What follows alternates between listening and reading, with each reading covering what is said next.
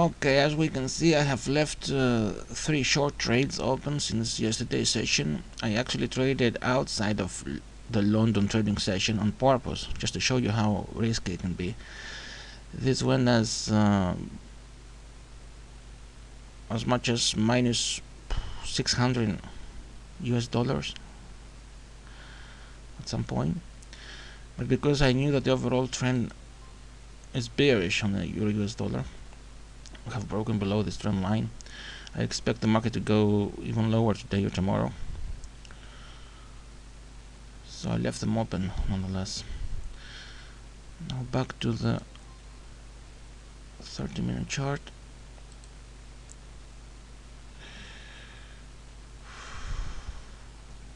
We see, well, it's a real weak day, weak for hour, but back to the hourly chart, we see some strength.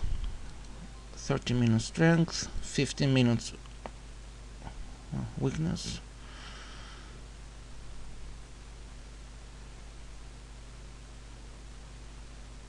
Okay, now back to the daily. Here on this day, the indicator had actually produced a bearish signal. The market divided and went higher. Then on the next day was some kind of mixed signal, where you get this unclear trend, sideways action warnings. So the market pulled back down and eventually went even lower, and it took out the entire false signal day. And this is what happens on the 5-minute, 15-minute and 30-minute chart as well, but it happens much less so during the London trading session. That's why I prefer to day trade during the London times.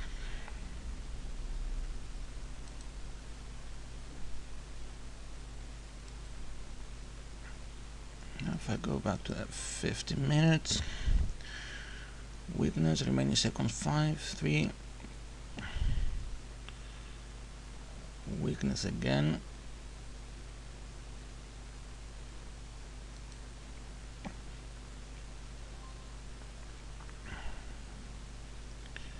weakness. Now we're into the London time, so I feel comfortable day trading. Remember, the objective here is to make is to trade no more than 2 hours a day, make at least 300 US dollars, which is not too much, it's not too little either. It's a decent amount of money for 2 hours of laser focused work.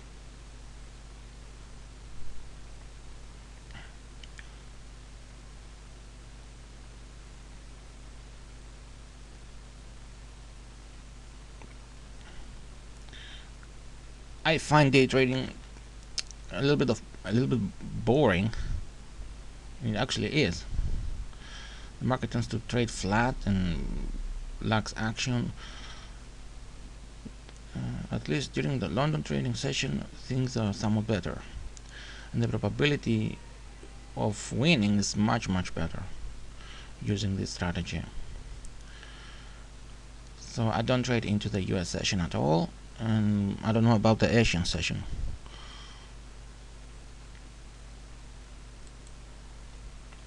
And this is because the indicator makes use of several different currency pairs, and the readings are correct during the London trading session only.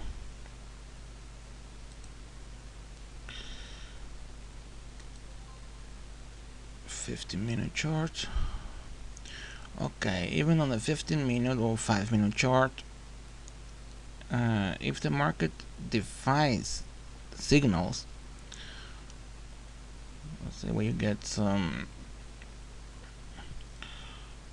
well, I don't know what happened here, but let's say it was a case of false signal, and this was a bearish signal followed by another bearish signal, and it defies the signals and the market goes in the opposite direction, then there's a very high probability that the market will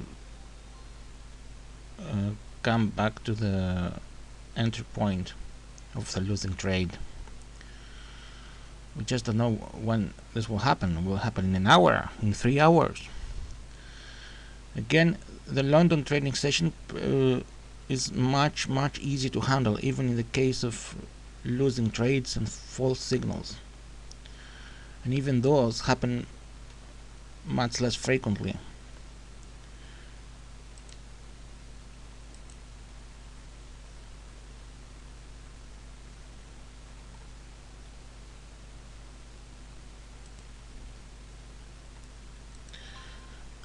Now, had I been trapped in a day trade in one of those days, I would have to make sure what the longer term expectation was on the daily chart, and if I was on the wrong side of the market, I would have to take a loss. Otherwise, I would feel comfortable holding those losing trades up to 3 days, 3 or 4 days.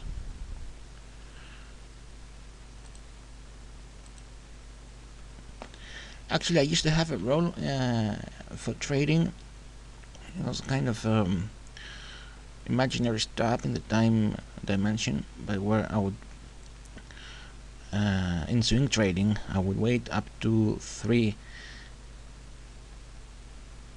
days for the trade to work out. If it took more than 3 days, then I would consider that the probability would start to diminish exponentially, and I would get out of the trade even if I was at a small profit. Some traders apply the same rules in day trading. They have imaginary stops in the time domain from 20 to 30 minutes or something like that, or 10 minutes. It's up to you. However, in the case of swing trading on a daily chart, the rule of thumb was 3 days, 3 trading days, a maximum waiting limit. If the market failed to move in your direction within 3 days,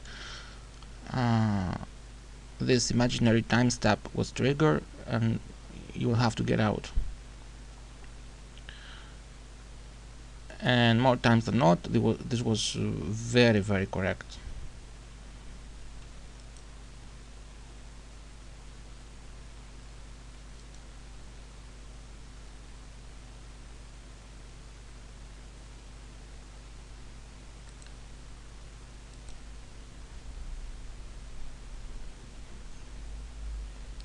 And as we can see here, the market, first of all, we are in the London trading session right now.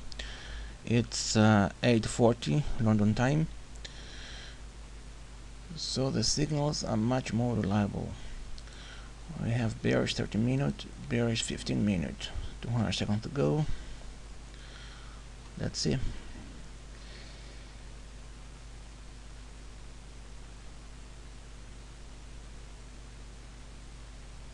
Actually, I'm gonna close this trade.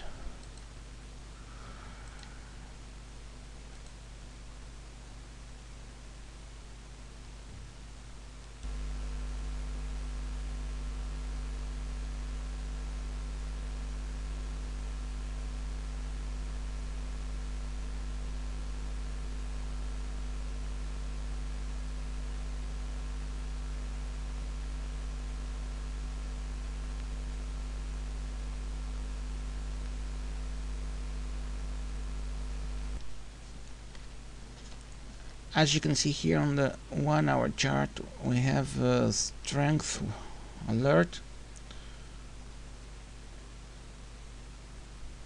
Market proved to be quite flat.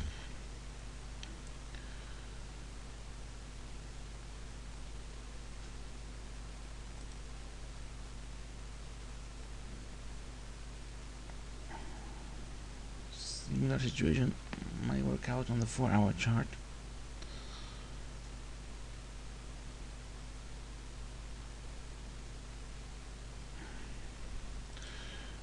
But day trading is all about the time frames for 5 minutes to a maximum of 30 minutes.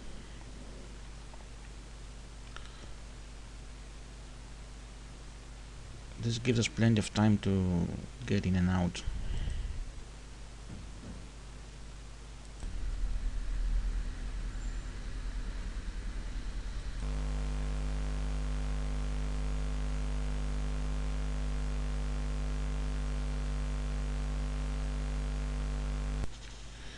Now here on the 4-hour chart you can see roughly where I had entered those losing trades.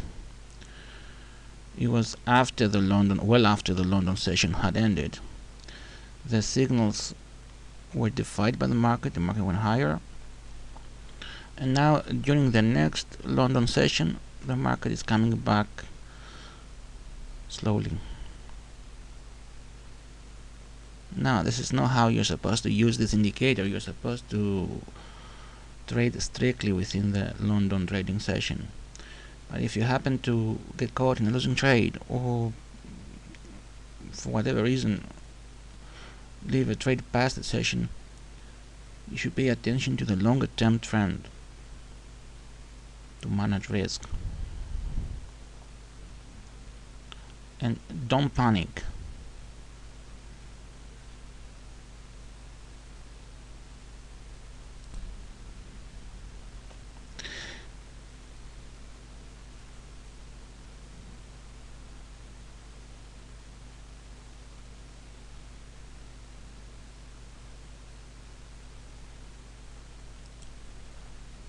It's possible to change the code in the indicator so as to include a function to change the colors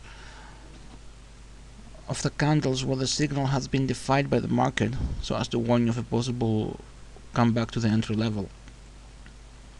So it's possible to make the code to color these false signal candles into red color or something as a warning, and to pre-scan the chart, so before you even enter into a trade, to warn you if it's if there are such candles in the recent action. But that's for the next version. I cannot do this right now.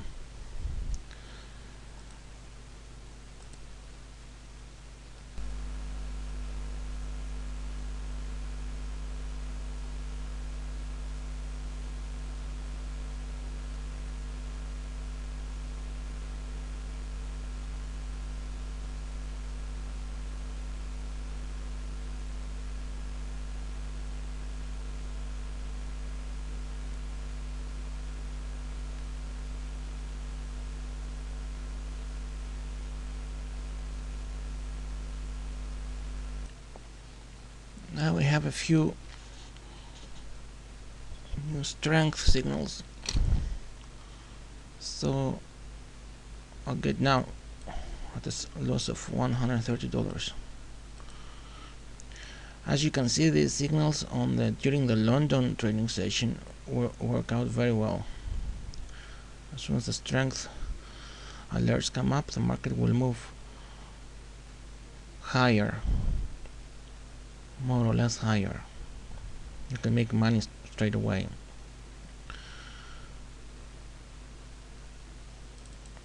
If I buy,